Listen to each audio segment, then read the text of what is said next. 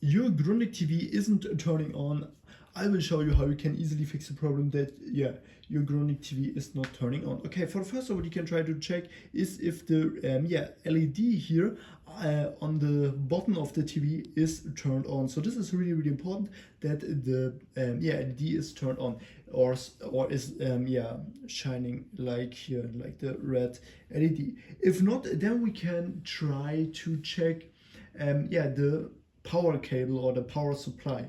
So what we can do is that we unplug the TV and then wait like 3 minutes and then plug it in again. So this is to fully reset your TV, and sometimes your power should work again. What we also can try to do, if this doesn't work, then we can try to clean the cable and the power supply port.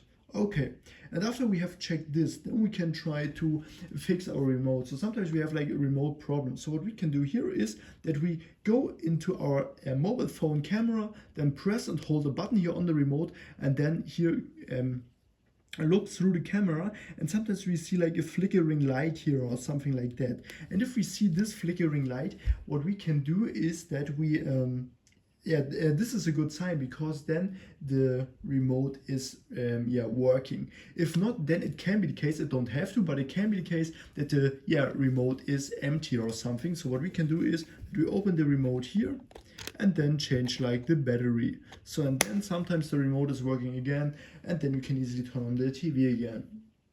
Okay, and what we also can try to check is that we go here down on the TV, and there we have like a little button to turn on the TV manual, and sometimes this really helps. And then when we press this little button, the TV is starting again. So and then we know that the remote or something, the remote is broken.